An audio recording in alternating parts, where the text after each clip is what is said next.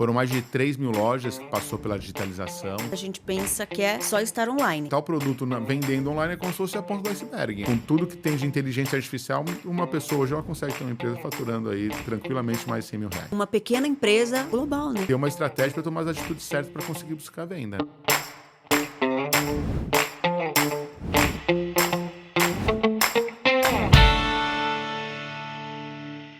Bem-vindos a mais um episódio do Gente que Empreende. Como vocês sabem, esse podcast nasceu da necessidade de simplificar assuntos relacionados à inovação, à tecnologia. E nesse episódio de hoje a gente vai falar muito sobre isso. O tema é digitalização, como está no online, o que é se digitalizar. E é um tema muito importante para pequenas e médias empresas. Eu tenho um dado aqui da FGV de que 48% das pequenas empresas aqui no Brasil ainda possuem modelos de negócios muito tradicionais. 25% dizem que falta conhecimento e estratégia para que possam se digitalizar e 40% apontam falta de recurso como principal obstáculo. E meu entrevistado de hoje vai trazer muita dica e muita informação para combater tudo isso aqui. Ele é Rodrigo Garcia, fundador da Petina. Tudo bem, Rodrigo? Bom, Juliana, obrigado pelo convite. Imagina, eu que te enorme agradeço. Participar. Eu que te agradeço por estar aqui e compartilhar seu conhecimento. A Petina foi fundada em 2015, mas o Rodrigo tem toda uma trajetória empreendedora antes disso, né, Rodrigo? Você já fundou outras empresas também, né? Sim, a Petina é a minha quarta empresa. Vamos dizer que pode dizer que é a minha segunda mais focada ali na digitalização, negócios online, né? E de onde surgiu essa necessidade? Como você percebeu a necessidade desse tipo de solução e resolveu fundar a Petina? Eu tive um site durante muito tempo, né? Durante 8 anos eu tive um site e eu participei da transação quando começou a entrar marketplace no Brasil. E o marketplace ele trouxe uma força muito forte para o online, né? Então, enquanto era um modelo, vamos dizer que tradicional do e-commerce, tem uma plataforma para você conseguir fazer campanhas em Google para buscar tráfego, para conseguir buscar venda, chegou o marketplace. Então, foi quando eu tive o insight de colocar a indústria para vender direto através de marketplace, né? Então, no começo era a indústria, hoje nós digitalizamos todo tipo de negócio, mas quando eu tive o insight foi realmente ele pensando em digitalizar a indústria. Tanto que um dos projetos da Petina foi justamente digitalizar o Brás, que é um centro super importante de moda aqui no Brasil, né? Com grandes confecções, né, Rodrigo? Sim, a gente teve o projeto, foi o que alavancou muito a gente também. Foram mais de 3 mil lojas que passou pela digitalização. Gente que teve loja que se deu super bem, conseguiu realmente virar a chave ali, loja que trabalhava com o B2B, né, vendia para outras lojas revenderem e conseguiram vender direto para o consumidor final. Eu falo que tem uma grande vantagem de conseguir, quando o modelo da empresa é o B2B, que é vender para outra empresa, quando ela consegue alcançar a maturidade para vender direto para o consumidor final, ela consegue ter uma margem mais sustentável, ela consegue colocar pilotos de produtos e ter uma resposta muito mais rápida se o produto vai vingar ou não. Então, a digitalização é fundamental, né? Então, não importa se é indústria, se é revendedor, se é distribuidor, se é um lojista, é algo que é fundamental ali para conseguir alavancar o negócio. E, Rodrigo, a gente fala de digitalização, na maioria das vezes a gente pensa que é só estar online. Mas é um processo muito maior do que isso, né? Muito maior. O estar vendendo ali, tal produto vendendo online é como se fosse a ponta do iceberg, né? Então, a gente tem que pensar que tem que ter a estruturação de um RP que esteja integrado, com o estoque integrado com os marketplaces. A sistematização é fundamental para conseguir uma digitalização eficiente, né? A gente tem que pensar que hoje são diversos marketplaces, então vamos pensar que uma loja do Brás, por exemplo, vai vender no Mercado Livre, na Shein, na Shopee, agora chegando no TikTok, enfim, ela tem que ter um sistema que ele vai centralizar toda a informação, precificação, estoque, para conseguir receber as informações do pedido e conseguir ter uma gestão eficiente, porque só estar no online ali o produto, né, para ter erros se não tiver uma estrutura por trás, é uma margem muito grande. E hoje ter esse processo, usar a tecnologia nos processos das empresas é muito importante para que ela seja realmente eficiente e consiga atender bem o cliente, né? Com experiência, com precisão. e até ter mais informação para entender sua própria operação, né? Sim, exatamente. Hoje, quando a gente fala de um sistema de RP, que a gente consegue ter informações, por exemplo, qual que é o estado que mais vende, para conseguir até mesmo melhorar o frete, ou então um produto uma mudança de estação, por exemplo, né? Para Nordeste não tem muito inverno. Você está mais carregado com produto de verão, você consegue destinar para conseguir vender mais regionalmente. Então, assim, é fundamental para ter relatórios para você conseguir olhar com inteligência para o negócio, né? E não só vender por vender. Quando você começou a empreender, a gente não tinha tudo isso, né? Ainda. Não tinha. Eu falo assim, quando começou, eu me lembro que tinha o Mercado Livre não era considerado marketplace na época, ele era considerado classificados. As duas empresas que consolidaram um pouco mais no início o marketplace foi a antiga Cenova, que hoje é a Extra, Ponto Frio, Casas Bahia, e a B2W, que era Americanas, Shoptime e Submarino. Quando eu comecei a vender no Submarino, que era o principal site ali na época, eles mandavam uma planilha para mim com os pedidos, eu voltava com informação de nota fiscal, enfim. Assim, não tem nem comparação do que é hoje para o que era, e não era muito tempo não, viu? A gente pode Era colocar mais manual mesmo, muito então. mais manual. Era trocando e-mail com informação dos pedidos para conseguir mandar informação de nota fiscal, informação de rastreio de pedido. Era uma outra realidade completamente diferente, e isso daí a gente pode colocar aí de 15 anos atrás. Não faz muito tempo, né? Como você falou. Não faz muito tempo. E depois surgiram, né? Daí depois tinham os RPs que eram mais robustos, que só grandes empresas conseguiam colocar por conta de preço, implementação.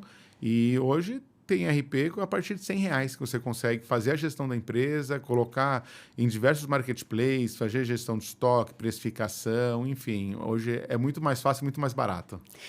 Você, como empreendedor, sempre ficou de olho nessa coisa da evolução da tecnologia, o que está mudando, o que eu preciso colocar aqui no meu negócio, que processo eu preciso transformar, o meu próprio modelo de negócio precisa mudar? Sim, acho que a tecnologia é fundamental para conseguir evoluir, né? Agora que nós estamos na era de inteligência artificial ainda, né?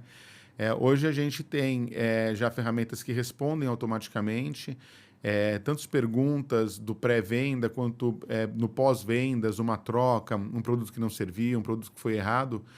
E o mais legal é que, se a gente colocar... Mais recente, se for colocar 5 anos atrás, a gente percebia que estava conversando com um botzinho, que era um robozinho. Hoje, muitas vezes, passa despercebido, porque a inteligência artificial, né, agora nessa era de inteligência generativa, que é uma conversação mesmo, ajuda muito o negócio. Isso daí para tudo. Quando a gente fala de inteligência artificial, para subir um relatório de vendas, para ele conseguir ajudar a criar uma curva de vendas, sabe? Então, assim, a tecnologia ela é fundamental para conseguir fazer uma gestão mais eficiente do negócio. E otimizar tempo também, né? Nossa, isso é muito importante também, né? Porque daí você consegue até, primeiro, ter mais a sua vida e atender mais pessoas, né? Justamente crescer e escalar, se for o caso, né? Sim. Eu estava pensando esses dias o quanto... Quando eu comecei a cobrir empreendedorismo há 10 anos, né? Mais fortemente, assim, acompanhando muito essa questão das startups, da transformação digital. E nesses 10 anos mudou muita coisa. E aí eu estava pensando esses dias o quanto é importante para qualquer negócio. Pode ser um PF no bairro, pode ser uma padaria, um cafezinho, né? O quanto é importante você usar a tecnologia no processo ou você estar online, mesmo que você seja um negócio físico num bairro atendendo pessoas que estão passando na rua. Sim. Você precisa, de alguma forma, ter alguma presença online, né? Seja ali no Google Meu Negócio. Sim. Você precisa estar ali. Não é fundamental. E às vezes a gente fala e eu ainda sinto que parece que é distante. Que, nossa, ela tá falando isso, mas eu tô aqui com a minha quitanda e tá tudo bem. Mas pode ser que daqui 2 anos não seja mais assim, né? Sim, e eu acho que é interessante falar também que eu vejo muito mais por falta de conhecimento do que por investimento. Né? Hoje a gente tem catálogos no WhatsApp. Né? Eu vejo um restaurante que eu peço comida perto de casa, que antes eu mandava mensagem, aí alguém respondia, né, com ali o cardápio que tinha disponível. Eu mandava, e hoje ele conseguiu automatizar. Então, automaticamente, quando manda uma mensagem, ele coloca uma mensagem automática com um linkzinho que tem o catálogo que ele atualizou, eu faço o pedido e assim, é muito mais rápido, não precisa mais de gente. Então, assim, é uma ferramenta, eu não sei o valor, mas certamente é uma ferramenta que custa ali menos de R$ 100, né? E que ajuda muito para quem trabalha num delivery.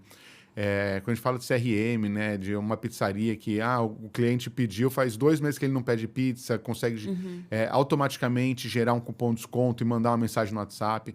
Então, eu vejo que hoje é muito mais a falta de conhecimento das pessoas do que investimento em si, porque tem muita ferramenta e muita ferramenta barata no mercado que ajuda muito qualquer tipo de negócio. E, Rodrigo, eu fiz 2 episódios aqui sobre logística, com pessoas que tinham serviços para logística. E a gente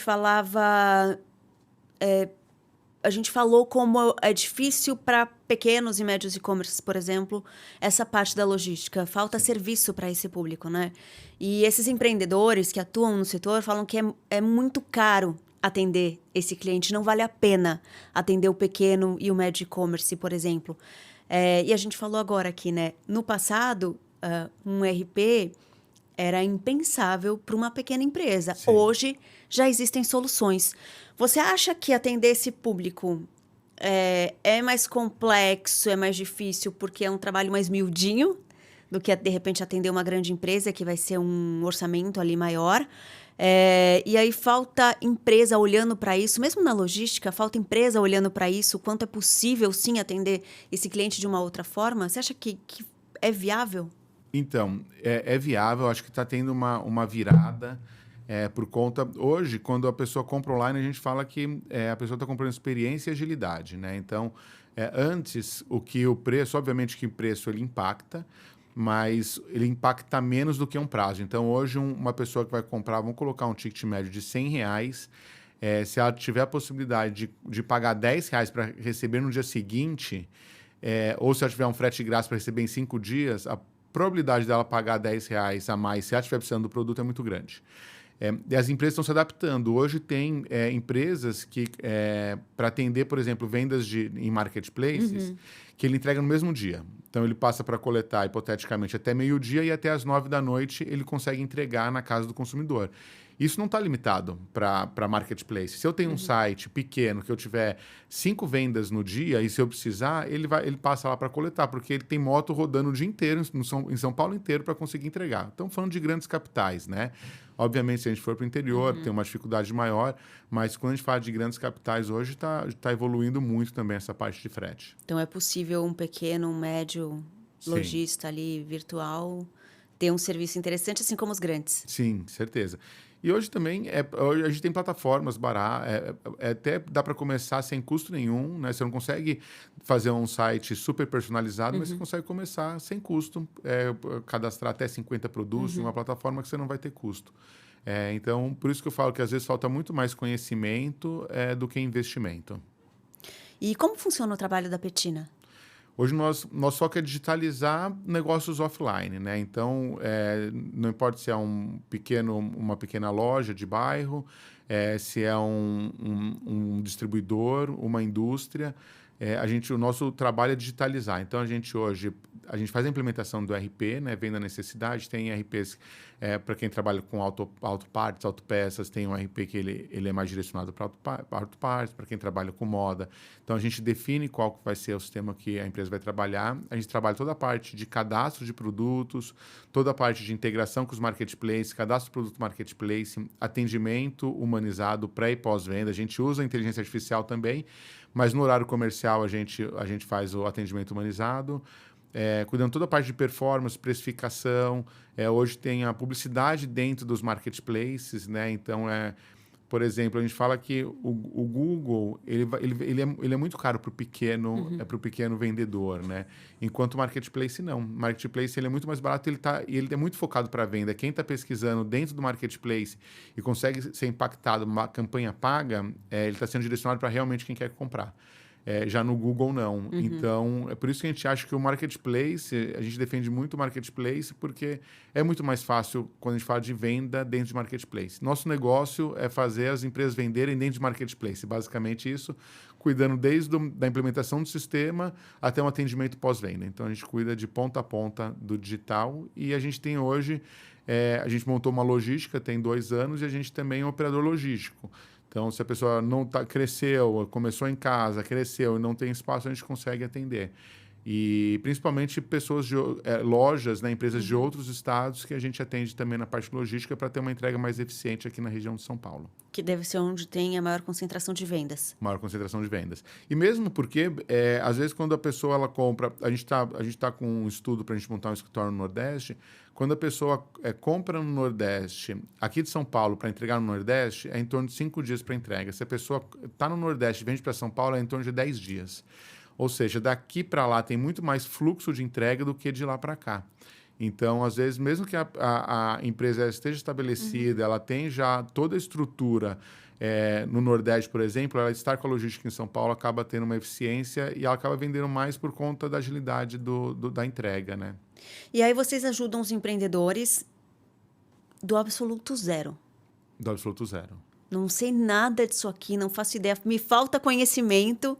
Vocês vão dar toda a informação necessária para ele conseguir estar online. Sim, exatamente. O que a gente fala hoje é o que a loja, o vendedor ali, que ele precisa é ter uma pessoa dedicada para o projeto, né? Porque é fundamental, porque o online também não funciona na inércia. Então, a gente precisa, se tem um produto que foi cadastrado e ele não vende, a gente tem que melhorar esse produto, tem que mudar o título, tem que mudar a foto, mudar a descrição, tem que estar participando em campanhas promocionais.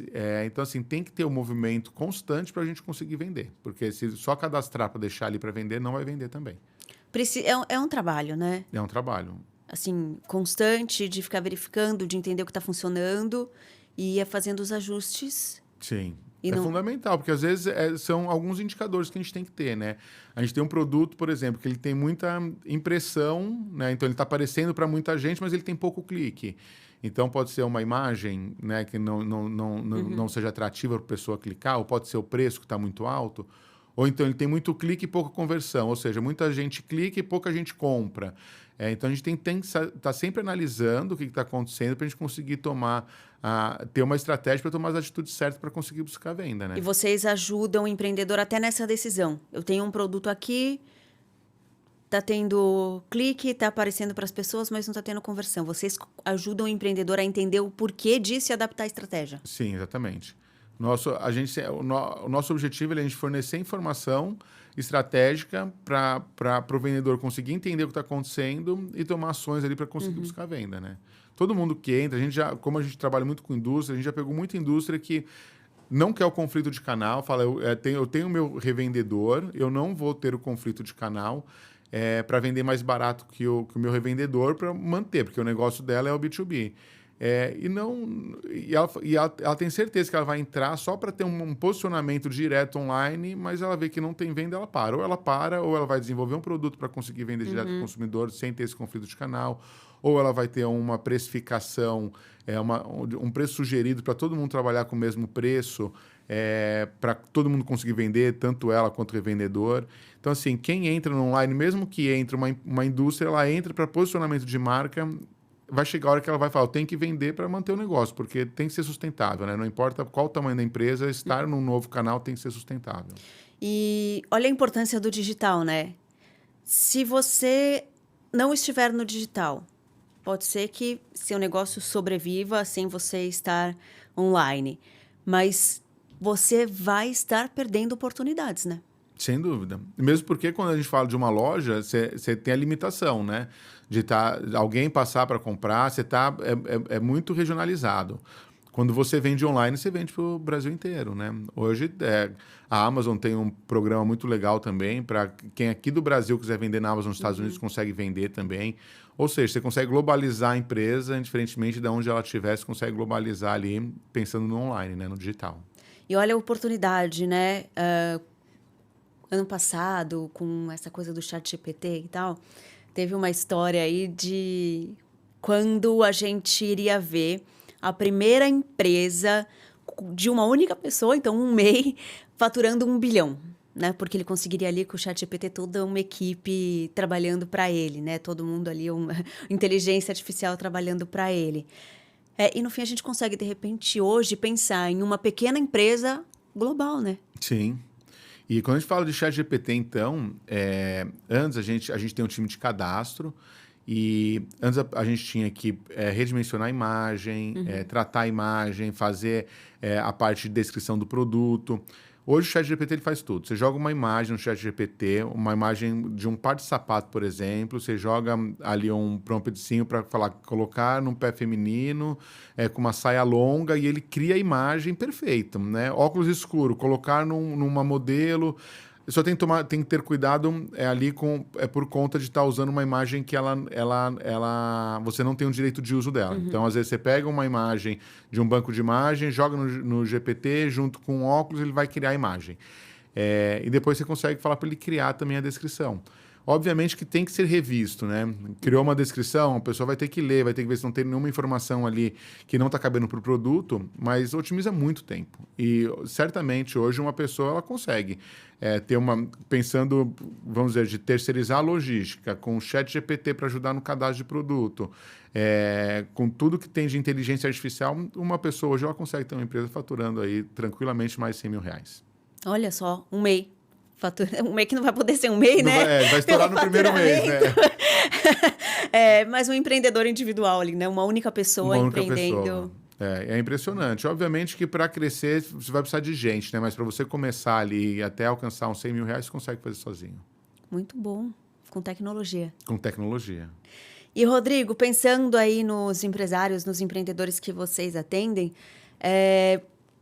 como você vê, quais são os principais desafios? Quais são os gaps, né? O que esses empreendedores ainda não têm de conhecimento? O que falta para ele? Eu acho que, se a gente for pensar de uma loja, o principal desafio é que, às vezes, a loja ela não está preparada para ter um estoque compartilhado com o online. Então, assim, não adianta só pensar em sistematizar para atender o online se a loja não está sistematizada. Então, vamos dizer que ele tem dois jogos de copo desse daqui, vendeu um na loja e ele está sistematizado para vender online. E vendeu 2 no online. E ele já tinha vendido na loja e não alimentou o sistema. Então, eu acho que quando a gente fala de uma loja que já tem e ele conseguir unificar o negócio, entender que tem que ser o mesmo negócio, o mesmo estoque tem que estar compartilhado para os dois, ou implementar o mesmo sistema que é totalmente viável, é o que a gente indica, né? O mesmo sistema que tem para online tem que ter na loja, porque tem uma venda na loja, vai baixar o estoque automaticamente e vai disponibilizar no online. Então, eu acho que hoje o principal desafio é ter esse entendimento que o negócio é um só. A não ser que a pessoa já tenha uma estrutura maior, fala, não, vou deixar um estoque dedicado para o online e a loja vai ser separada do online. Mas não é a realidade que a gente encontra hoje, normalmente é um estoque compartilhado.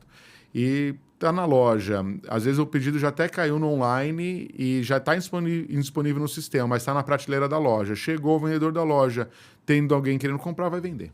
Então, acho que o maior desafio é conseguir unir ali o digital com o offline. Que são operações diferentes, né? São operações diferentes, mas às vezes com o mesmo estoque, né? Isso daí é o maior complicador. Olha só. E, obviamente, quem procura você está preocupado já em estar no digital, em digitalizar. Mas você percebe que esses empreendedores, né, que ainda não estão, eles usam tecnologia? Eles estão preocupados realmente em se atualizar? Ou vão se preocupar quando sentem que estão perdendo o mercado, por exemplo? A gente sente que assim, a maioria das empresas que procura a gente para iniciar, tem empresas que já iniciaram, estão buscando ali melhorar vendas, esses sim já estão preocupados. Mas para quem não começou ainda, chega assim, praticamente zero, não conhecendo nada. E a gente vê que o que mais falta ali é conhecimento, né? Para ele conseguir começar a vender e realmente estruturar uma operação como tem que ser estruturada para vender online. E o que você indicaria para quem precisa de conhecimento?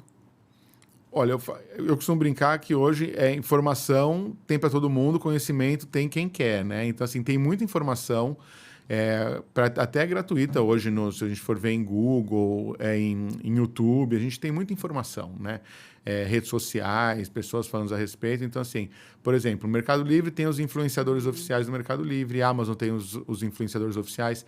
Então, assim, pegar a fonte de informação confiável para conseguir primeiro ter uma base, se quiser começar sozinho. Então, a informação é a base de tudo. E o que eu costumo dizer é que a diferença de quem vai começar sozinho ou quem procura a gente para começar é a velocidade, né? Então, a gente já ter um time estruturado, já ter domínio do mercado, a gente consegue colocar uma velocidade muito maior para quem vai começar do que quem for começar sozinho buscando informação. Mas informação é a base de tudo, né? E realmente conhecer antes, tem que ter o conhecimento antes de entrar, porque hoje o marketplace ele exige uma eficiência muito grande do vendedor. Porque o cliente, ele é do marketplace, e o marketplace ele não quer ter uma venda cancelada, ele não quer ter uma devolução porque foi um produto, chegou um produto quebrado, chegou uma roupa rasgada. Então, ele tem alguns indicadores que ele tem que cumprir dentro do marketplace que vai impactar na relevância do anúncio dele. E se começar de qualquer jeito, e logo de início já a gente fala que é a reputação da conta, né? Logo no início, ter a reputação da conta abalada, não vai conseguir vender, e para conseguir recuperar a reputação vai ser difícil. Então, é fundamental ter uma base antes de entrar, para conseguir já entrar conhecendo como que vai, pelo menos, iniciar o negócio ali. Hoje, por exemplo, só ter uma ideia, o Mercado Livre, ele perde a reputação da loja quem tiver mais de 6% das vendas atrasadas, com envio atrasado. Ou seja, a cada 100 vendas, eu posso atrasar só 6 vendas. Então, assim, tem que estar preparado para isso. E se tiver atraso de 10 vendas, a conta vai perder a reputação e vai cair a relevância dos anúncios. Então, é fundamental ter esse conhecimento antes de entrar. Existe uma fórmula, então, para vender nos marketplaces? Existe uma fórmula. Pode dizer que tem a fórmula, né, que ali é o básico, que tem que ser cumprido, e depois tem que trabalhar. Porque a vantagem do digital é agilidade para teste. Então, eu cadastrei um produto, ele não está vendendo, eu troco foto, eu troco título, isso daí que começou a vender. Então, você consegue fazer teste rápido e consegue ter resultado rápido. Então, essa é a grande vantagem do digital. Vocês já tiveram clientes, né? Você citou, por exemplo, uma confecção que atende B2B, tá lá, começa no digital e não quer ter conflito, acaba não tendo resultado ali no digital, que é o B2C, né? E acaba desistindo dessa operação. Vocês já tiveram clientes assim? Muitos, muitos. Hoje a gente tem uma taxa de sucesso que está em torno de 65%. Ou seja, a cada 100 empresas que começam, 35 para. Por que elas param? Porque não vê resultado. E assim, o resultado depende delas, né? Então, assim, dela não vê porque a energia que coloca no negócio, né? Então, a loja que está rodando, ela coloca algo novo, alguém dedicado para o negócio, e ela não consegue ver que tá crescendo o faturamento, que o negócio tá sendo vantajoso para ela, mesmo que seja pequeno, né? Então, sei lá, hipoteticamente, uma loja que vende R$100 mil na loja física, ela estruturou tudo online, em 3 meses não está vendendo R$10 mil, ele já vai achar que não é vantagem, ele está ali, automaticamente ele vai parando de vender. E o que você acha disso? Porque ele acaba que ele está preso ali na operação tradicional dele. Sim. Será que essa operação tradicional vai se sustentar ainda por muito tempo? Ou será que ele deveria insistir nessa operação digital, porque ela pode não estar dando resultado agora, mas lá na frente ela vai ser fundamental? Sim, não, fundamental. Hoje eu falo que eu também acredito, tem gente que fala, não, mas a loja física vai acabar. Eu não acredito que vai acabar. A experiência do físico, acredito na multicanalidade, né? Então, às vezes eu comprei no online, vou fazer uma troca na loja física. A Centauro faz muito bem isso. Você comprou um tênis, não serviu, você vai na loja trocar. E o digital, eu não tem mais que o digital futuro, o digital já é o presente, né? Então, assim, eu falo, se você não está no digital, não começou ontem, agora é a hora. Então, tem que entender, porque também não adianta estar com uma operação mal estruturada que você não vai conseguir crescer. Então, assim, tem que ter gente boa, às vezes não precisa, a gente fala que a gente faz a gestão 360 ali do vendedor, às vezes pegar uma consultoria, um treinamento para conseguir entender, que é fundamental para conseguir buscar escala. Porque realmente ficar 3 meses vendendo R$10 mil, 4, 5, está com 6 meses vendendo R$10 mil, a conta não vai fechar e o lojista vai parar de vender. Então, assim, fundamental é entender por que não está vendendo, se tem alguns pilares ali, né? Tipo, produto bem cadastrado, precificação. A gente fala que, principalmente no início, tem que ter uma precificação competitiva até conseguir ter uma relevância na conta. Então, tem que entender por que não vendeu, por que não está vendendo, reestruturar para conseguir buscar venda. Mas é fundamental. O online, ele já é uma realidade muito forte, né? A gente teve... No próprio projeto do Brás, teve lojistas ali que ele conseguiu, em um ano, vendendo mais de 1 milhão. Então, mas teve dedicação, colocou gente, pegou gente experiente. Então, assim, precisa ter essa dedicação. Não é só achar que o digital é mais fácil, achar que o digital é mais barato, porque não existe. O digital é caro vender no digital, não é fácil vender, conseguir cumprir todas as exigências dos marketplaces, né, que o nosso foco é marketplace. Então, assim, não é fácil. Precisa realmente de dedicação para conseguir buscar resultado. E é importante olhar para novos modelos de negócio, né? Fundamental. Então, basta ver agora, né? O TikTok chegando. Então, eu vejo como uma nova revolução. O que a gente tinha de estático de venda, hoje o TikTok foca no modelo de criadores de conteúdos, né? Então, é uma nova revolução que a gente vai ter no online, certamente. A gente vê que já vem, a Shopee vem fazendo live, o Mercado Livre tem clipes, então a gente vê que já estava tendo uma movimentação do mercado antes, já certamente se preocupando com a chegada no TikTok, vendo o que o TikTok estava fazendo lá fora, o TikTok Shop, né? E agora chegando no Brasil, vai lançar agora e certamente vai mexer, principalmente nova geração. Nova geração, hoje tudo é TikTok. Vai comprar um relógio, vai pesquisar no TikTok para ver a avaliação, né? Vai comprar um perfume, enfim. Tá mudando o comportamento de compra. Então tem que ficar atento. A cada nova solução tecnológica que vem, mudanças culturais acontecem, né? Sim. Que mudanças você acredita que vão acontecer com o TikTok Shop, por exemplo? Olha, eu acho que é a parte do que a gente fala do social commerce, né? Que são as pessoas vendendo para as pessoas. Então, o que antes era um vídeo super produzido, um vídeo profissional, hoje o vídeo que leva mais... Não vamos falar amadorismo para não parecer pejorativo, né? Mas é algo que a pessoa se veja usando, né? Então, isso daí tá fazendo diferença hoje, da pessoa realmente conseguir identificar que a outra pessoa que está falando para ela não é um estúdio que está sendo bem trabalhado.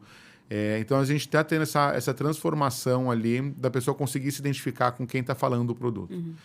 Avaliação, né? Antes você fosse colocar, eu vejo quando você ia comprar um celular antes... você colocava, era todo o texto, né? A diferença de um para o outro, a tela, a bateria, processador. Hoje não, hoje é uma pessoa falando de um celular, né? Passando o review de um celular para o outro e dando a opinião dele de qual que é melhor. Então, eu acho que o peso do vídeo vai fortalecer muito o online. E a nova geração, principalmente, né? Porque, às vezes, a geração mais antiga não tem TikTok, não tem paciência. O YouTube são vídeos longos, né? Você vai colocar ver uma avaliação de produto no YouTube, às vezes é uma avaliação de 20 minutos. TikTok não, uma avaliação de 1 minuto, né? Então, assim, a agilidade da informação é muito mais rápida também. Então, eu acho que isso daí vai pesar bastante para o futuro do online. Então, o vídeo e a agilidade em passar as informações. Exato. Interessante isso do vídeo, né? E é uma transformação. A gente tem, né? A própria Virgínia. O que a Virgínia conseguiu conquistar fazendo live vendendo, né? Ela derrubou... a plataforma, não vou falar nome para não ficar ruim para a plataforma, mas ela conseguiu derrubar a plataforma mais estruturada que tem no Brasil. Ela, com uma live, ela conseguiu derrubar a plataforma. O servidor não aguentou de tantas visitas, né? Então, a gente vê que é realmente uma transformação, né? E você busca Copetina, vocês têm uma presença digital, né? Sim. Você faz muito vídeo falando sobre os marketplaces, com orientações. Você tem seu podcast também. Você acha que isso é uma tendência? Fundadores de empresas, CEOs, empreendedores, vão ter que começar a colocar mais a cara, fazer mais vídeo, ter mais preparo para isso também? Tem. Eu vou falar por mim mesmo, porque eu nunca gostei de fazer vídeo, de colocar a minha cara ali em redes sociais. A minha rede social particular, ela é fechada. E eu fui jogado, né? Porque eu vejo que assim, a gente tem que acompanhar o mercado. E mesmo empresas, a gente vê, tem os influenciadores, né? Que o negócio deles é esse. E tem empresas como a Petina que não tem influenciador, mas tem que estar ali, tem que ter uma presença digital, tem que... Então, mesmo que não goste, vai ter que colocar alguém para falar, vai ter que ter alguém para representar a marca, né? E hoje na Petina a gente busca isso. Eu acabo falando, fazendo vídeos, mas a gente busca muito que os colaboradores falam também. Porque é legal, tipo, quem cuida de cadastro ali, tá ali no dia a dia, na operação, falar de dificuldade de cadastro, como fazer um cadastro bem feito, para quem faz atendimento. Eu acredito também nessa parte que a gente pode chamar de micro-influenciadores, né? Dentro da empresa sairiam as pessoas para conseguir falar do negócio também. Precisa fazer isso, né? Precisa. A gente vê a gente vê a CIMED, né, com uma super presença do Adib. Enfim, a gente tem vários grandes empreendedores, grandes empresários hoje que eles estão fazendo isso, né? E estão conseguindo se destacar por isso também. E interessante que a gente vai precisar desenvolver essa habilidade, né? Porque é uma habilidade que você desenvolve, né? Não é do dia para a noite que você vai falar ali num vídeo e vai ficar legal. Sim. E se a gente for ver, o próprio Adib tem vídeos dele logo no começo, mas se a gente for pensar numa mudança de geração, vamos imaginar o Paulo Lemann fazendo um vídeo num TikTok, né? Não dá para imaginar. E hoje tá cheio de empreendedor falando no TikTok, no Instagram, falando sobre o negócio, trazendo as dificuldades. Isso acaba sendo legal para quem está absorvendo também, né? Porque nós, como empreendedores menores, empresas menores, a gente absorve muito de quem já está com empresa de bilhões, faturando bilhões, e o que eles fazem no dia a dia, qual que é a rotina deles, para conseguir, foi o que a gente estava falando antes, né? Conseguir se colocar um pouquinho no lugar, pegar um pouquinho da experiência de quem está passando também. E interessante como é preciso também se adaptar, né? Adaptar o seu jeito a como você vai falar ali na rede social. Sim. Adaptar a cara da empresa para aquela rede social, né? Então, como vai ser o perfil da minha empresa naquela rede, né? Sim. Não é porque você está no TikTok que você vai ter que fazer dancinha, por exemplo, né? Então, Com certeza. qual que vai ser a minha cara naquela plataforma, né? Como que eu vou conseguir pegar as características ali desse usuário do TikTok, por exemplo, adaptar as características da minha empresa para que aquilo funcione no digital, sem eu perder a essência da minha empresa e a minha essência como empreendedor, né? Ou como fundador, CEO, Sim. ou funcionário ali da empresa, né? Porque também não adianta você querer fazer algo que não tem a ver com você, né? Sim. Fica esquisito. Não, certeza. E também tem um lado negativo, né? Que às vezes você pode falar alguma coisa que é interpretado, não é interpretado da forma que você queria comunicar, e acaba sendo um marketing negativo. Então, assim, tem que tomar cuidado, É a mesma coisa do digital, para quem vai vender em marketplace. Tem que estudar a respeito, né, para conseguir pensar estrategicamente como fazer o melhor conteúdo e passando que realmente é a empresa, né? E é diferente, nós da Petina, falar de um influenciador, por exemplo. Né? O influenciador, ele já tem lá, sei lá, 200, 300 mil seguidores. O negócio dele nasceu a partir dele ser um influenciador, né? O nosso é o inverso. Nós nascemos como uma empresa tradicional e a gente posta para vídeos, né, falando sobre marketplace em si, para a gente não ficar para trás no mercado. Posta conteúdo, né? Não é lifestyle como influenciador, por exemplo, né? Sim. Então tem ali um tom que precisa ser seguido, né? E eu falo muito que não adianta acreditar que existe uma fórmula pronta que vai funcionar para todo mundo. É claro que existe boas práticas ali Sim. de cada plataforma, né? Constância, o que você vai postar, como vai postar, o tempo do vídeo, qualidade do vídeo. Mas não tem uma fórmula que vai funcionar para todo mundo, né? Não tem. E cada um tem a sua particularidade, consegue os seguidores que se identificam, né? Então, e tem...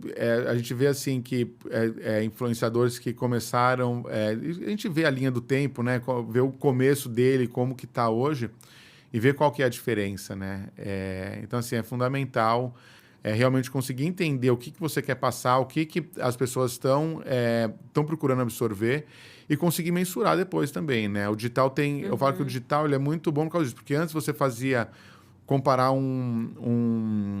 fazer um anúncio numa revista. Você não conseguia ter nada da revista ali. Você conseguiria, no máximo, quando a pessoa ligava para a empresa, de onde você veio, né? De onde você conseguiu o nosso contato? Eu consegui na revista tal.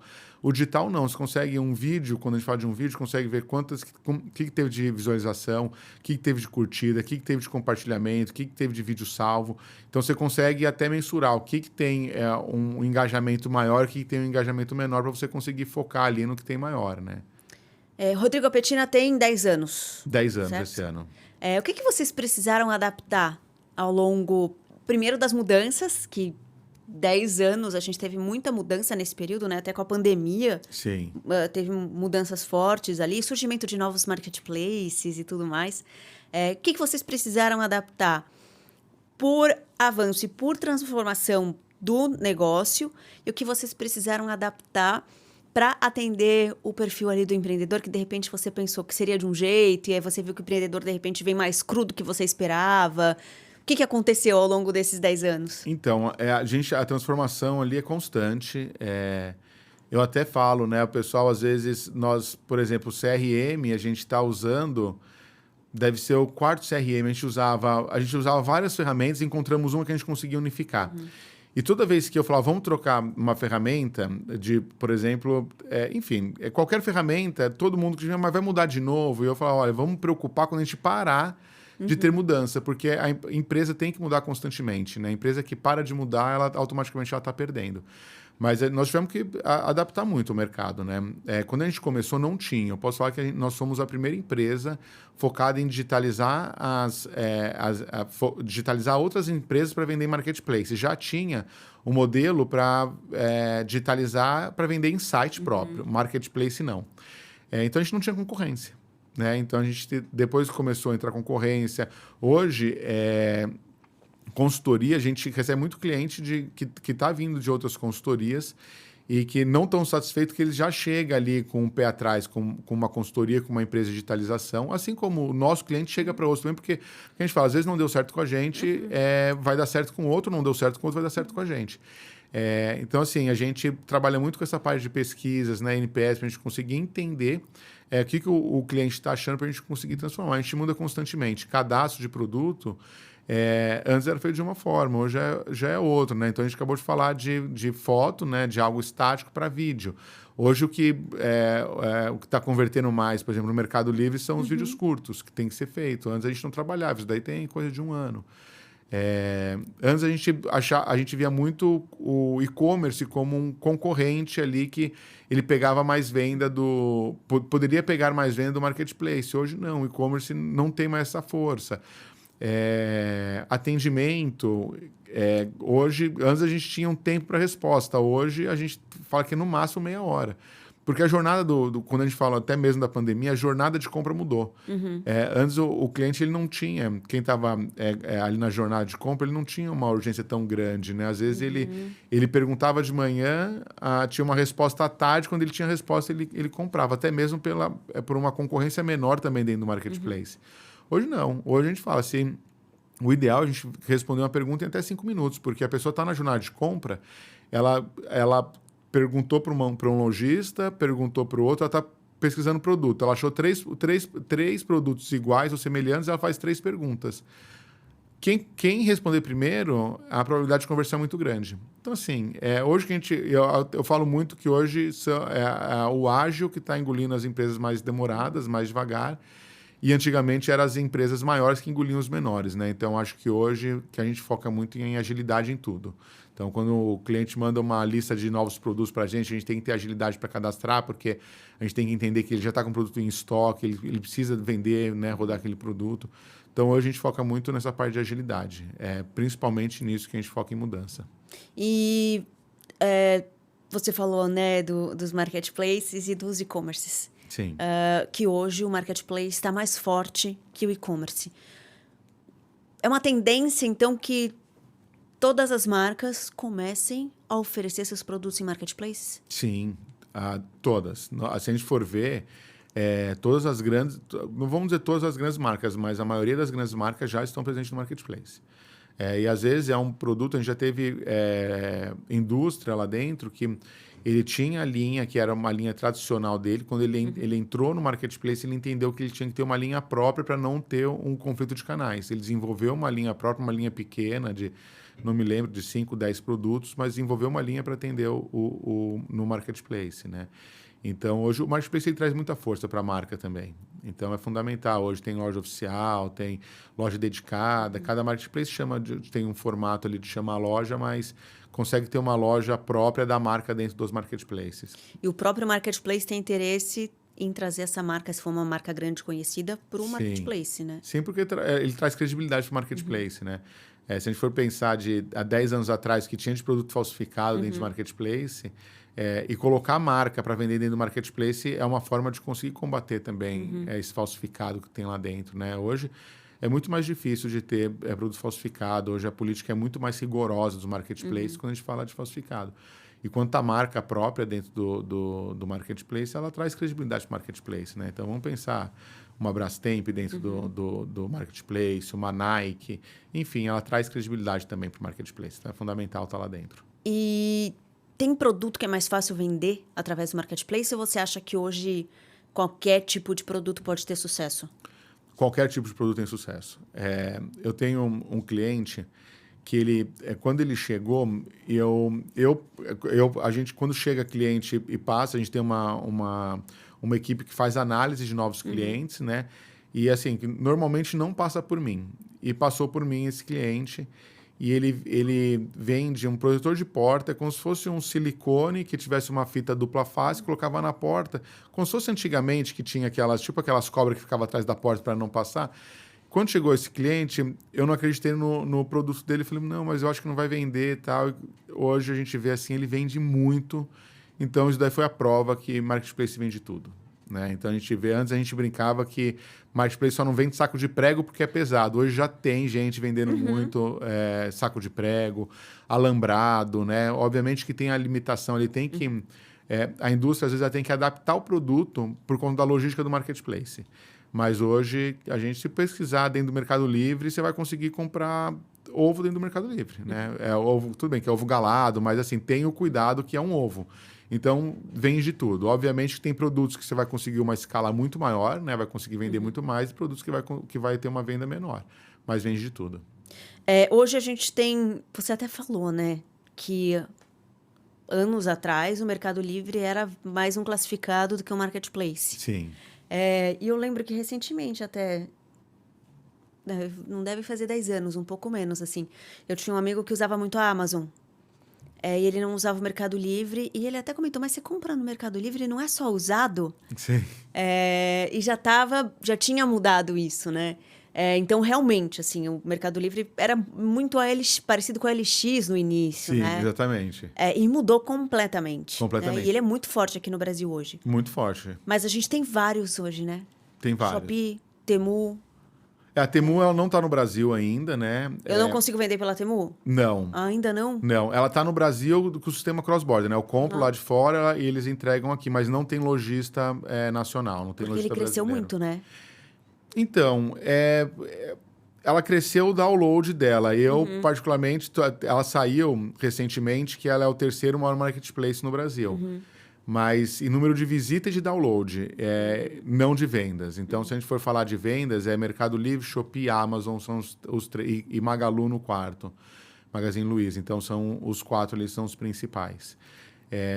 O marketplace, quando começou no Brasil, todo mundo virou marketplace, né? Então, tinha lojas regionais que viraram marketplace, teve a aquisição da Magazine Luiza, da Kabum, que transformou também em marketplace, a Netshoes virou marketplace. Então, tinha uma época no Brasil que, assim, tinha quem era buscador de preço, Buscapé, virou marketplace, todo mundo virou marketplace. Eu até brincava, falava, daqui a pouco vão sobrar ali 10, 15 no máximo, e tá nessa transformação, né, porque... O marketplace não é barato para vender no marketplace e o marketplace ele tem que entregar resultado para o vendedor. Então, o vendedor ele colocou a energia dele para cadastrar o produto dele dentro do marketplace e vamos dizer que em um marketplace ele tem 90% das vendas e no outro ele vai ter 10%, ele vai parar de vender nesses que tem 10% e vai focar a energia onde vende. Então, por isso enxugou bastante essa parte de marketplace também. Hoje a gente tem quantos fortes? Você falou 4. Os quatro, quando a gente fala Maiores. de generalista, né? Porque daí quando a gente fala de, por exemplo, moda, daí a gente tem a Shein, a gente tem a Riachuelo, C&A, Renner, que são marketplace também. Quando a gente fala de esporte, a gente tem a Netshoes, Centauro, Decathlon. Então, quando a gente fala de casa e construção, tem a Leroy Merlin, móveis, tem a Mobile, tem a Madeira. Então, quando a gente fala de marketplace nichado, vamos dizer que vai afunilando ali, né? Vai mais para a ponta do funil. Mas de generalista são os quatro principais. E vocês atuam com todos, Rodrigo? Então, se eu sou uma loja de construção, eu quero estar no marketplace. Vocês me ajudam a entrar nesses marketplaces nichados? Ajudamos. O que a gente fala assim, quando vai entrar uma loja, porque o generalista hoje são os que mais vendem. A gente foca primeiro para estruturar, que é onde a gente vai conseguir ter um retorno mais rápido, mas a gente já deixa para um segundo momento do projeto para a gente atuar também no nichado, né? A não ser que quando seja, por exemplo, de esporte, né? Porque daí já automaticamente ele já entra, que Netshoes já tem uma força grande, Centauro também já tem. Então a gente já deixa na primeira fase do projeto. Mas quando a gente fala de alguns que são nichados, mas tem um potencial menor de venda, a gente deixa para uma segunda fase. Mas nós trabalhamos com todos hoje, nós somos parceiros de todos os marketplaces. Uma pessoa que vai começar hoje, ela não tem operação física, ela não tem nada. Ela quer começar. Ela quer começar a vender online. O ideal dessa estratégia é que ela comece pelo marketplace. Depois ela pode se preocupar em ter o próprio site, mas vou começar então pelo marketplace. Total. Eu costumo fazer um exercício, né? Tipo, você vai comprar um produto, vai comprar um jogo de copo e vai ter 2 anúncios no Google. Um do Mercado Livre, um da Amazon e um do site próprio. Vamos dizer que esteja no marketplace, seja R$10 mais caro e o site próprio você nunca viu. Qual que é a probabilidade de você comprar? Você vai no marketplace. Vai no marketplace, porque você conhece. Então, é a confiança que você tem por já conhecer a marca do marketplace, você acaba comprando. Então, hoje, eu até gravei uns vídeos brincando, falando da morte do e-commerce tradicional, mas pensando que eu acho que é fundamental, a gente fala que é o 360, né? Você ter o marketplace, ter o site próprio, que você consegue trabalhar melhor algumas ações, mas a não ser que seja uma grande marca, a probabilidade de você vender 50% no marketplace, 50% do seu site é mínima. O site hoje, de marcas que não são relevantes, né, que não tem um poder da marca, é 5% da venda no site e 95% marketplace. Então, é mais estrategicamente para você ter um canal seu, se você ter um site seu. Mas, para começar, é direto no marketplace. Quais são os benefícios do marketplace? O que o marketplace tem que oferecer de contrapartida para o lojista? Em relação a custo, você diz? Não. Tudo. Assim, porque você falou, se ele cadastra no marketplace, começa a não dar resultado, e o outro dá, ele desiste de um e vai ficar no outro. Sim. Né? Porque esse marketplace tem que oferecer alguns benefícios para o lojista. Que benefícios são esses? Então, hoje a gente fala muito de logística, né? Então, assim, são vários benefícios que tem, mas a logística é o mais importante. Então, por exemplo, tem um marketplace que está começando agora, que vai começar com correio. Correio, ele é muito mais lento para entregar. Então, se a gente for pensar num produto que está no fulfillment no Mercado Livre ou no fulfillment da Amazon, da Shopee, que também está consolidando o fulfillment agora. Consegue entregar em um dia, então compro hoje, vai chegar amanhã. Tem casos do Mercado Livre que, por exemplo, São Paulo, se comprar até 11 horas da manhã, chega no mesmo dia. Ou você vai comprar em um marketplace que vai ser via correio, isso vai demorar 3, 4 dias. Automaticamente é um benefício ter a logística própria do marketplace. Quando a gente fala de exposição de anúncio, né, publicidade, nem que seja publicidade paga, é um benefício também. Então, assim, o marketplace ele traz muito benefício para quem vai começar a vender, traz exposição. Então, às vezes, eu cadastro um produto novo no marketplace, em um dia eu tenho venda do produto. Para você conseguir cadastrar no site e ter venda em um dia, você pode até ter, mas provavelmente você vai ter disponibilizado num grupo de WhatsApp, você vai ter que ter um investimento maior para venda. E um outro ponto é que, para você vender no site próprio, você tem que investir. Então, por exemplo, vamos falar de Google Shopping. Eu vou ter que pagar para colocar R$100 no Google para ter exposição no meu anúncio. Daí eu tenho exposição, a pessoa clicou no meu anúncio, ela foi no meu site e não comprou. Eu paguei pelo clique. O marketplace não. Eu vou pagar uma comissão sobre a venda. Então, eu não vou ter investimento prévio.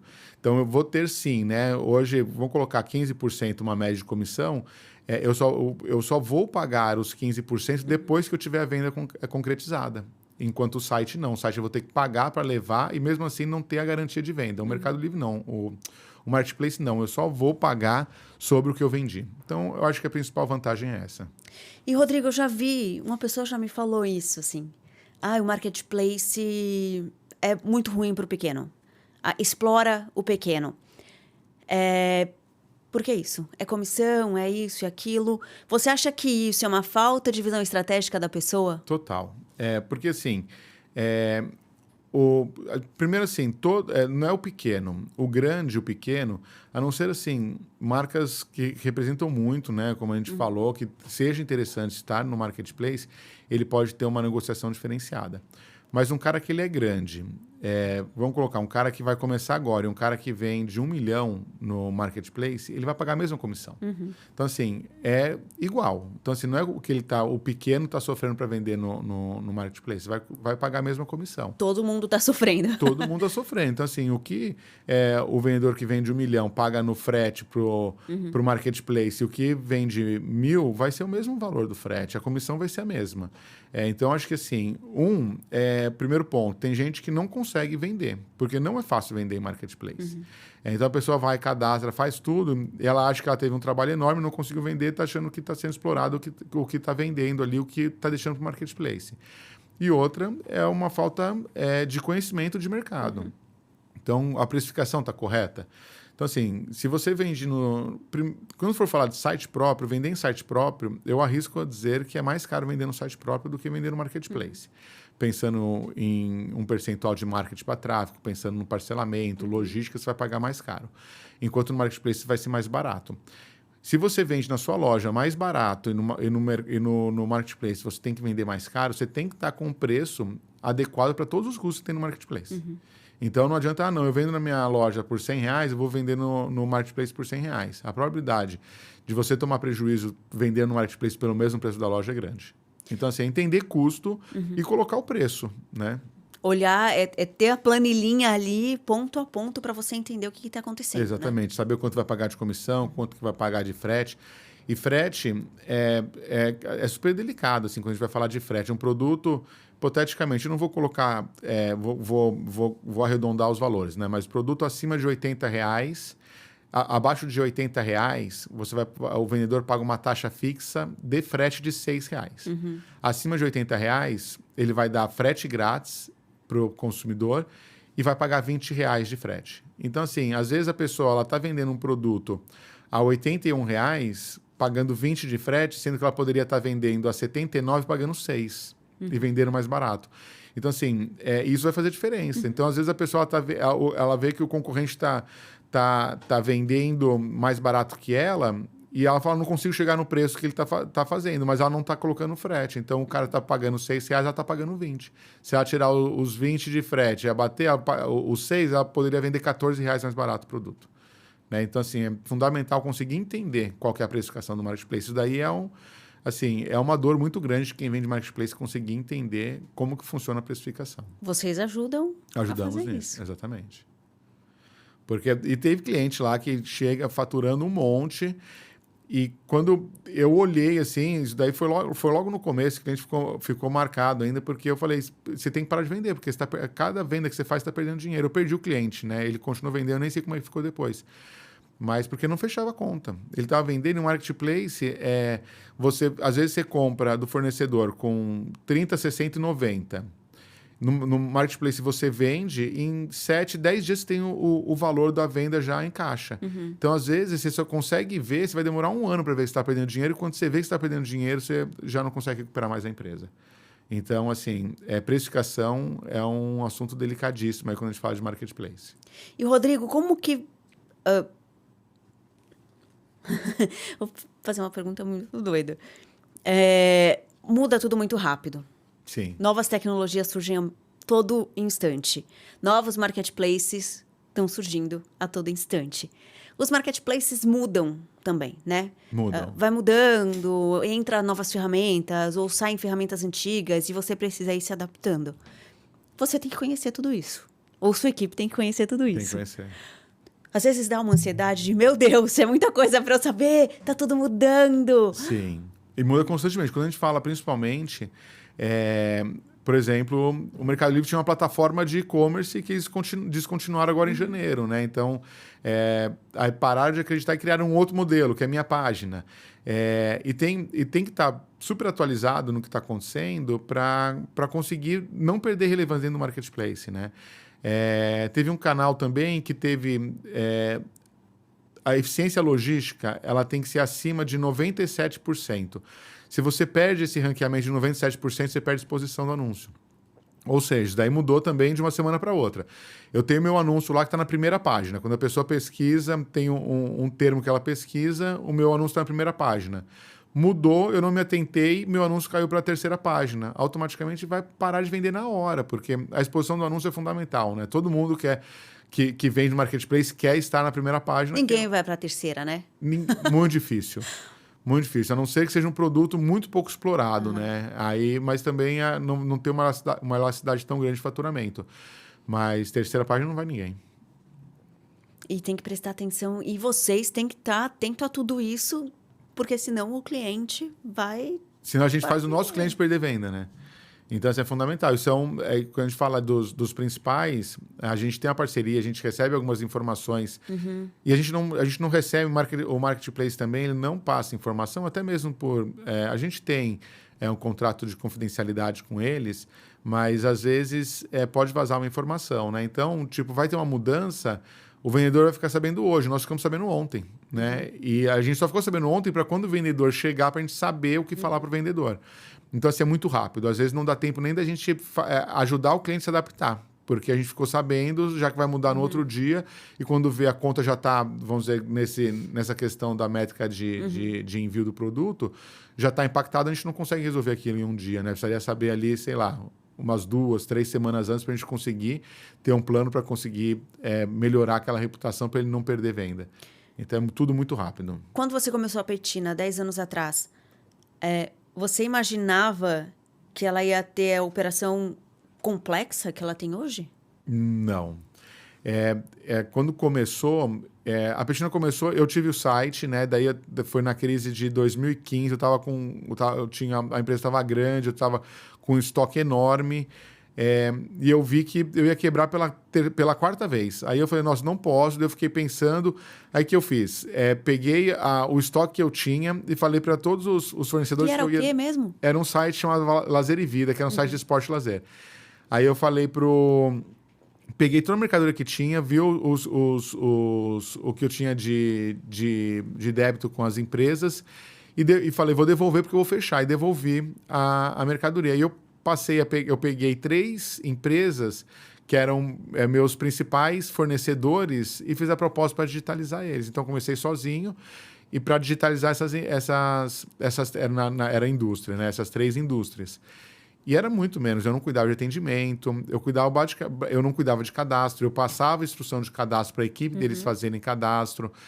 O que eu cuidava era eu fazia eles venderem, que era o que eu sabia fazer e que era no momento ali. Eu vi que conforme o mercado foi crescendo e foi chegando novos concorrentes, a gente teve que ir colocando novos serviços, né? Então, hoje... tem pouquíssimas empresas que faz que a gente fala essa gestão 360, que cuida de ponta a ponta da operação do vendedor. Você teve uma visão lá atrás dessa coisa de fazer a indústria vender para o B2C, né? Sim. É uma tendência. É uma tendência. Isso daí, na verdade, já a Amazon nos Estados Unidos, né, tá muito à frente nisso. Hoje, se eu não me engano, em torno de 60% dos vendedores da Amazon nos Estados Unidos ou são fabricantes ou são importadores que têm marca própria. E algo que está chegando no Brasil. Então, assim, já chegou, né, mas já está consolidando. E eu falo muito isso, que quem vende no marketplace comprando e revendendo produto nacional, aproveitar agora para remodelar o negócio, porque vai acabar também. O intermediário vai acabar. Eu acredito que sim. Eu acredito também que não vai ser em um ano, né? Eu acho que vai ser a médio prazo. Mas eu falo muito, quem já tem uma conta lá, que o cara consegue faturar 1 milhão no mês, já pensa em desenvolver produto na China, colocar marca, trazer marca própria, que é isso que vai conseguir fazer ele se manter no mercado. E, Rodrigo, pensando no Brás, que foi algo que chamou... que impulsionou muito a Petina, Sim. né? Essa coisa da digitalização do Brás. Quantas empresas vocês digitalizaram lá? Foram mais de 3 mil lojas que passaram pelo projeto. Bastante coisa, né? Bastante coisa. E o Brás é muito conhecido pelas sacoleiras. Sim. Aqueles ônibus que chegam, a pessoa compra das confecções, leva para sua cidade. Isso é um intermediário. Isso deve acabar também? Então, acredito que não. Acredito que sim, mas a longo prazo. Porque é diferente um revendedor... Porque as sacoleiras normalmente são de cidades pequenas, né? Que tem mais a confiança da pessoa. E quando a gente fala de moda especificamente, moda vem crescendo muito no Brasil por conta do foco que os marketplaces estão dando. Mas antes da pandemia, não vou falar ninguém, né? Mas a compra era muito baixa de moda, porque ninguém falou, eu vou comprar, aí vai chegar, o produto não vai servir, eu vou ter que devolver, como que eu vou devolver? Então, tinha também esse mito da devolução, né? Eu vou ter que pagar para devolver. E a pandemia ajudou nessa parte porque não tinha o que fazer. A pessoa tinha que comprar moda, tinha que comprar roupa, tinha que comprar de casa. Isso daí ajudou muito também a acreditar ali na devolução. E quando a gente for pensar em cidades, vamos pensar em cidades com 50 mil habitantes para menos. E hoje a internet, tem muita gente que tem receio de comprar na internet. Né? De entrar lá, de colocar o número do cartão, de fazer um Pix. Né? Ainda tem isso, né? Ainda tem. Tem muito. Eu não me lembro exatamente a estatística, mas assim, a penetração que tem no Brasil não chegou a 40% ainda de quem já fez a primeira compra, né? Nem que compra constantemente. Isso daí considerando a pandemia também. Então, assim, e se for fazer um comparativo de gente que usa banco, é muito maior. Então, tem aí um percentual muito grande do que usa o banco no celular, no computador, e não compra online. E que isso daí ele vai estreitando cada vez mais. Então, quem usa o banco, em pouco tempo ele vai estar comprando online. Mas tem muito para crescer ainda, né? Tem muito para crescer. Muito. E essas cidades menores são as que mais sofrem. Então, as sacoleiras normalmente são de cidades menores, né? Por exemplo, sacoleira em São Paulo, eu não vejo faz muito tempo, né? Eu vi o último case... que foi um cara que ele criou uma franquia de sacoleira, né? Que ele dava e tinha em São Paulo. Mas depois disso eu nunca mais vi nada falando de sacoleira em São Paulo, nenhum case, nada de São Paulo. Então eu acho que vai se limitando a empresas menores. Então eu acho que demora mais para conseguir chegar aí. Mas de revendedores de marcas, vamos dizer que de marcas mais consolidadas, vai ficar cada vez mais afunilado, né? Então imagina quem revende um fone JBL. Tem um monte de gente vendendo. E daqui a pouco a JBL ela vai conseguir, já está mais consolidada no marketplace também. Automaticamente, quem é revendedor vai parar de vender. Isso é de uma marca já muito conceituada, né? Se a gente for falar de uma marca menor, ele já está lá dentro. Às vezes ele não está tão competitivo, não está brigando tanto no preço, mas ele já está lá dentro. Então, com o tempo, quem revende essa marca... automaticamente vai perdendo, vai parando de vender, né? Então, por isso que eu falo que criar uma fábrica, né, uma indústria, dependendo do produto que trabalha, ou importar com marca própria e trabalhar a marca para conseguir ficar no mercado, senão automaticamente vai sair. É um ponto de atenção aí para quem empreende, né? Se adaptar, olhar para o modelo de negócio e ir alterando, né? Exatamente. E tem muita gente que começou vendendo online e que vende hoje milhões e que estão fazendo já. Hoje tem empresas que fazem viagens para a China, tem uma feira no primeiro semestre e uma no segundo, a Canton Fair, que é a maior que tem, e sempre tem as comitivas de gente levando o pessoal para lá para conseguir desenvolver produto, né? Tem cada vez mais gente desenvolvendo produto para conseguir vender com marca própria. Muito bom.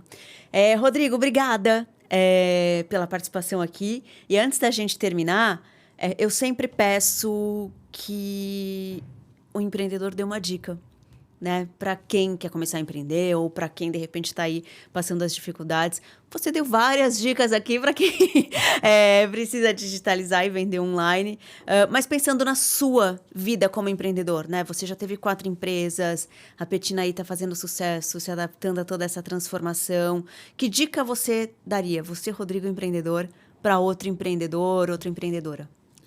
Olha, eu acho que, a princípio, empreendedor não pode nunca desistir, né? Então, qualquer dificuldade que tenha, realmente olhar para a dificuldade, ver o que tem de solução para conseguir superar aquela dificuldade, não desanimar nunca, né? Empreendedor não tem o luxo de ficar desanimado com alguma coisa. Até pode, mas tem que ser rápido, tem que agir rápido. E tem que pensar no que ele vai conseguir melhorar no negócio dele, né? Então, acho que o principal é isso, porque para quem empreende, não é fácil, né? Às vezes você tem uma folha de pagamento, você vai fazer, não importa se a folha de pagamento é com um funcionário, com 10, com 100, às vezes você está passando uma dificuldade financeira, você olha. Então, assim, realmente persistência, olhar para ver onde pode melhorar e conseguir estar sempre olhando para frente para conseguir buscar resultado. Ótimo. Rodrigo, muito obrigada, então, pela participação. Mais sucesso ainda para a Petina. Tenho certeza que ajudou muita gente aqui, né? Eu sempre falo muito dessa coisa do digital, o quanto é importante a gente olhar para isso. E você trouxe várias dicas, vários insights e várias orientações muito importantes. Eu que agradeço. Parabéns pelo programa. Tenho certeza aí que consegue ajudar muito empreendedores, né? Muita gente que está aí pensando o que pode melhorar na empresa, tecnologia, enfim. Parabéns e muito sucesso. Obrigada. E, pessoal, se inscreva no canal se você ainda não é inscrito. Deixa aqui no comentário, né? O que você achou desse papo? Que outra dúvida você também tem? Quem você gostaria de ouvir aqui no Gente que Empreende? Que eu tô sempre de olho e quero que a gente tenha justamente essa troca para que o conteúdo atenda cada vez mais você que quer empreender ou que já está empreendendo e que precisa inovar. Obrigada pela companhia até aqui e até o próximo.